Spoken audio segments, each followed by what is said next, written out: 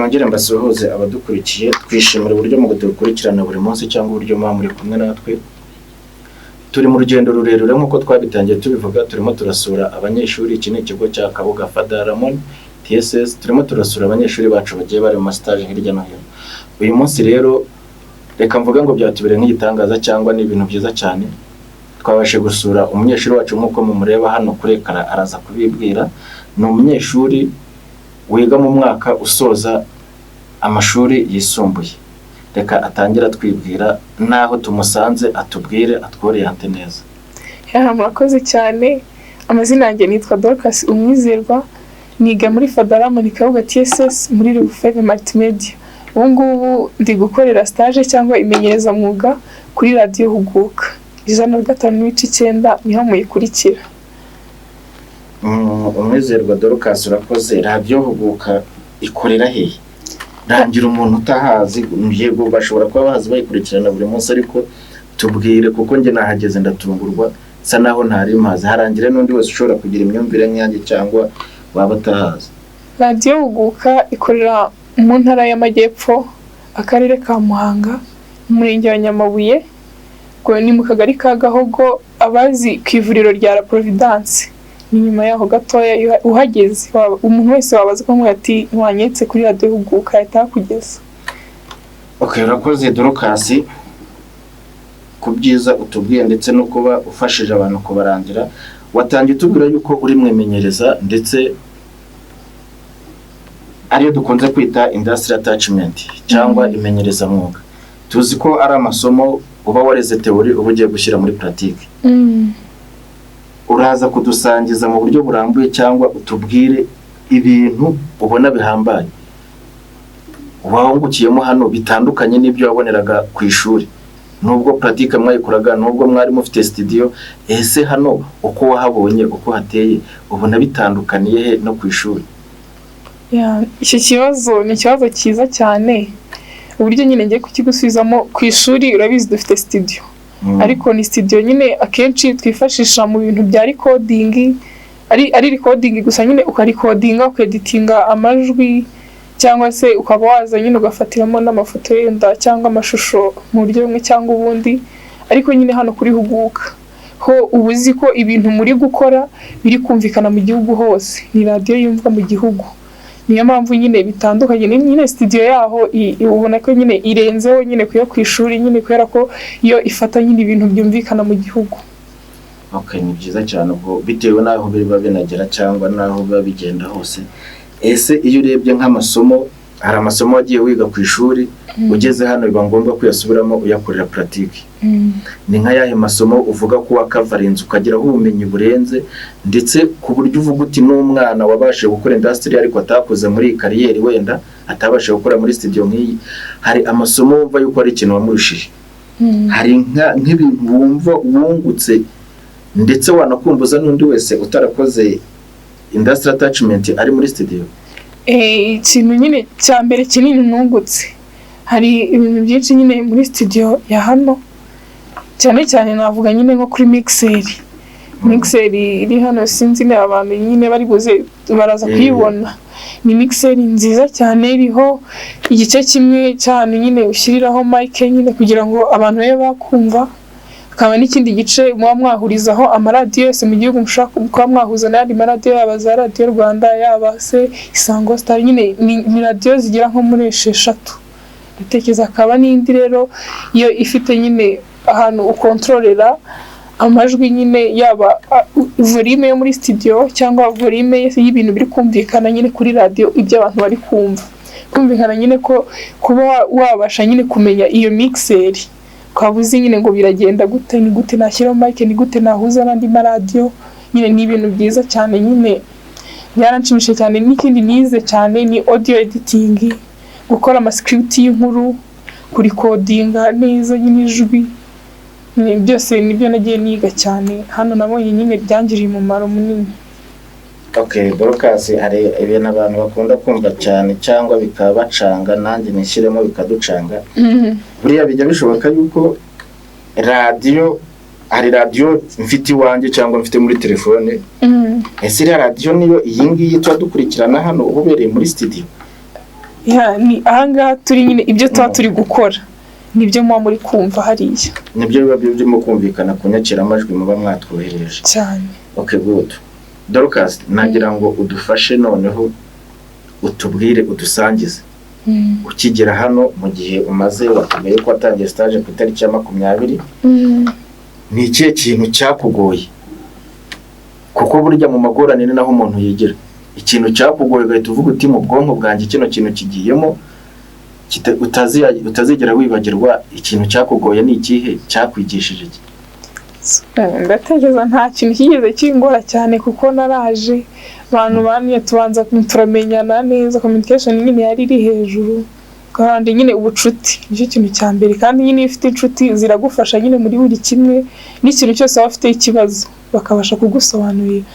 Ndatekereza nta kintu kinini kigeze kingora hano ngo kingore ku buryo navuga nyine ko ntazakibagirwa ntacyo. Waba hari ibiganiro biri wigeze bitambuka cyangwa wigeze ukora bigatambuka kuri radio? Byabayeho nko ku itariki 22 bwo nyenda byika kuko nyine ni itariki ntakwibagirwa kuko nibwo bwa mbere navugiye nyine kuri mikro. Naho nashakaga kuvugira kuri mikro wambaye ekuteri igihugu cyose kiri kuko abantu bose barimo kukumva. Muri wowe brain ya ubwonko bwabyakire bite, wumva gumeze ute? Kwera ko nyine ngiye nsanzwe ndi umunyamakuru ku ishuri, umunyamakuru w'imikino, naje nyine hano nyine nanatekereza ko ariho nyine nzakura ubumenyi buhagije nyine ku bintu nashakaga kuzakora nyine ko nshaka kuzaba n'umunyamakuru w'umwuga. Nza hano nyine nziko nyine ari stage nyine bisanzwe ari ibintu nyine byacu bya technique, ariko nyine narahageze bumva kimwe nyine ko ndi mu multimedia. Aravuga ati reka tugufashe ujye no kuri mic nyine kugira ngo bimenyereza kuvuga naho wazajya nyine bitazakugora. Umunsi wa mbere nyine nagiye kuri mic kumva numvaga nyine byandenze pe, byari byandenze byacimishije cyane kuko nyine zari inzozi zanjye. Bwari ubwa mbere uri kumva nyine kuba ari ubwa mbere ugiye kuri mic uzi ko igihugu cyose kiri kukumva ntabwo biba byoroshye. Nategereza mvuga ati se mara ndamutse nkotoye se cyangwa nkavuga ibintu biterekeranye bidafite aho bihura n'ikiganiro, ariko nyine uko nyine nagiye maramo nyine umwanya uko iminota yagiye ishira ikiganiro cyagiye kurangira namaze nyine kwiyumvamo nyine numva ko rwose nta kibazo na kimwe no mu bindi byagiye bikurikiraho nabikoze neza. Ama feedback nyine abantu nagiye bahakora nyine basanzwe bakora bambiraga ko ari neza nyine nkomeza gukora ko nyine nakomeje kugenda nkora cyane byagiye bigenda neza. Ndatekereza stage nyine igiye kurangira namaze kumenyera ubu byinshi kuvuga nyine kuri mic byose meze neza cyane. Ubu nukuvuga nimba utatubeshye cyangwa nimba utubwije ukuri waza muri studio wowe ubwawe ugakora ikiganiro ukakimigisinga cyangwa migiseri byose ibikoresho byose ukabizamura ukabikoresha? Niko bimeze byose, buri gikoresho cyane muri studio gifiteho ubumenyi buhagije bwo kuba naza ngakora ikiganiro kigatambuka abantu bari kucyumva. Dorcas nk'umwari uri mu wa 5 segonderi, uri muri level 5 cyangwa mu wa 6 segonderi, ndetse ugiye kurangiza amashuri kuko mu gisigaje igihembwe kimwe mu kurangiza segonderi, hari ibintu byinshi mubyirwa hanze cyangwa mu mashuri ndetse no ku maradiyo menshi, ibintu byo kwihangira umurimo ku mwari cyangwa n'umunyarwanda cyangwa n'urubyiruko ku muntu wari we wese. Urateganya iki igihe uzaba urangije segonderi?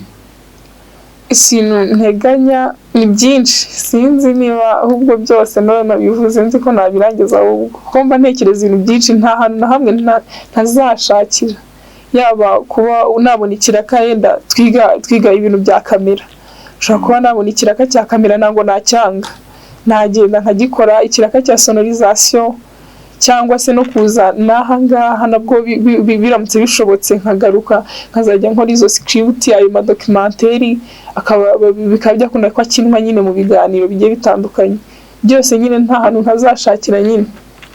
Okay, ni byiza. Hari ikibazo cy'amatsiko ngize, waba hari inkuru nimwe waba waragiye gushaka kuri tele cyangwa ngo ugende ugere kuri tele wandika ikintu cyangwa ugishake wowe ubwawe? Inkuru zo turi kwipanga muri kino cyumweru, muri kino cyumweru ubwo kubera ko turi mu bihe byo kwibuka. Hari abantu nyine twabwiye ko nyine dushaka kuzajya nyine gushaka tukakoresha ama interview, ngo nyine niyo tele tuzajyaho na tele yindi twigeze dukora usibye nyine ko twandikaga ama script amascript y'inkuru nyine zisanzwe bakina kuri radio. Dusangize bibaye ngombwa ko ugiye gufata inkuru nk'ahantu baguhamagaye habaye inkuru itunguranye ugiye kuyifata. Ugezeyo noneho bibaye ngombwa yuko usanga navuga ngo ameze nk'aho ari umutekano muke. Wabyifatamo ute kugira ngo ufate iyo nkuru kugira ngo ibi inkuru nuko ari ikintu n'abandi badafite cyangwa batazi. Ugeze hano hepfo mu mujyi bibaye ngombwa yuko ugiye kuvuga umutekano w'amasasu cyangwa iki, ugiye gufata inkuru noneho hasanze undi munyamakuru arakubwira ati inkuru kugira ngo mbari nje twikaze ko mubivuga muri iki gihe akayikwimaho uburenganzira kandi uzi ko ubufiteho. Icyo gihe uzabyitwaramo. Icyo gihe byo nango nyine yabyoroshye nyine ashaka kuba nyine abari nk'umunyamakuru w'igitangazamakuru kirenze nda kiri hejuru cyane, ariko hari uburyo nyine mwabicishamo by'ibiganiro mu buryo nyine butuje, mukabiganira ukamwereka nyine ukamubwira nyine niba ari igitangazamakuru ukavuga ati ndankorera huguka, nta buryo nyine twakumvikana ukamfasha ko nanjye nayinjitere nje gushaka iyi nkuru ariko tuhahuriye twese tugakora kandi ibintu bikagenda neza, nyine mukabicisha mu buryo bw'ibiganiro. Ubwo igihe uzajya uhura n'uwazamutse wazajya umanuka. Oya ntabwo ari ukuvuga ngo ni ukumanuka, ntabwo ari ukuvuga ngo ni ukumanuka, ahubwo nyine kugira ngo nyine ibintu nyine mu byose kubera ko hari igihe ushobora kumwereka kuri hejuru nawe nyine ugasanga ashatse nyine aragusuzuguye cyane. Dorokasi birashoboka yuko hari ikintu naba ntakubajije twumva kikurimo, tubwire imvamutima zawe nyuma yuko wize kuri Fadaramoni Kabuga TSS ndetse kugeza kuri uyu munota ukaba navuga ngo ugiye umaze gukora stage isoza umwaka ku buryo isoza n'icyiciro cy'amashuri cya segonderi. Imvamutima zawe kuri uyu munota kuri uyu munsi nizeye cyane. Ikintu cya mbere ndashimira ikigo cyanjye cya Fadaramoni Kabuga TSS. Fadaramoni ni ikigo cyamfashije cyane. Fadaramoni Kabuga TSS ni ikigo cyamfashije cyane ku rwego nyine ntatekereza kuko naje ndi umurokrasa, naje muri level 4 nibwo naje ndiga nyine kubera ko mu wa kane narize ku kindi kigo. Ubwo nje mpageze hari bamwe mu barimu nyine baho bagiye bamfasha bakanyereka nyine buri kimwe ibintu byo muri studio, nibo bampaye studio bwa mbere nyine kugira ngo ntangire kujya ndikodinga ibyegeranyo bimwe na bimwe, bagiye bamfasha cyane. No kuba ndi hano ntekereza ko ari uruhare rwabo kubera ko bambonyemo icyizere baramfasha, niyo mpamvu nanjye nibonyemo impano nyine yo kuba numva navamo nyine umunyamakuru, kandi nyine umunyamakuru nyine uri professional, umunyamakuru nyine ubizi, umunyamakuru nyine wakoreye nyine stage ahantu habimufasha kuba yagira urwego ageraho. Niyo mpamvu nshimiye ikigo cyanjye, abayobozi, abarimu, buri umwe wese nyine wagiye umfasha cyane, ndamushimira rwose. Ni abantu beza kandi sinzi biragoye nyine kuko ahubwo nagira n'icyo mvuga, ariko ndabashimira cyane. Dorokasi rero umwizerwa, tugana ku musozo w'ikiganiro gitoya tugiranye cyangwa kinini bitewe n'abagikurikiranye cyangwa no kwashaka kugifata. Niki wagira inama abana b'abari batinya kwiga ibintu umuntu agomba kwikorera, kwiga ibintu bya pratique, kwiga imyuga? Abana b'abari barimo bagukurikirana cyangwa baba bakureba bari muri tronkome cyangwa bari mu buzima bwo hanze, gira nk'inama wabaha uburiyanta kuri uyu mwuga ukurikije uko ubona avenir yawe cyangwa imbere yawe uko hazaba hameze? Ikintu nababwira ntibakabitinye. Muri kera bajyaga bavuga ngo hari amasomo ngo y'abahungu nka multimedia, nyine hari n'ubu nanjye nko mu rugo hari ukuntu nyine baba batumva se ubu wagiye kwiga ibintu bya kamera, wiga ibintu bya sonorisation, ni DJ w'umukobwa avuga ati se umukameramani w'umukobwa ibyo bintu byabaye he, nyine bakabigira nyine ibintu birebire. Ariko nyine ikintu nababwira nibakomeze bakore, bige kandi babikunda. Kubikunda nabyo ni ikintu kigufasha cyane kugira ngo ukomeze kugenda nyine ubitsinda. Rero iyo ukunze ibintu nabyo biragukunda, niba bikunda nabyo bizagenda bigenda neza. Yireba nk'ubu sinabikubwiye kare nyine ko ndi umunyamakuru w'imikino hariya ku ishuri. Nanga narageze nkora documentaire imwe ya siporo, barayikunda ngo nyine ko banayikina mu kiganiro cya siporo. Nabwo urabizi ko abakobwa nyine abo mu bintu bya siporo ni bakeya. Rero ikintu nyine nababwira niba bikunde kandi abizi bizagenda neza pe bizagenda neza ko nanjye uko mbyifuza mbona nyine biri kugenda bijya mu buryo kandi hamwe n'Imana byose birashoboka. Okay, urakoze cyane Dorcas, hamwe no gusenga cyangwa n'Imana byose birashoboka ndetse no gukora cyane nabyo ukabyongeraho. Yego, reka ngushimire rero urakoze cyane. Yego namwe murakoze cyane. Sawa, Imana iguhe umugisha.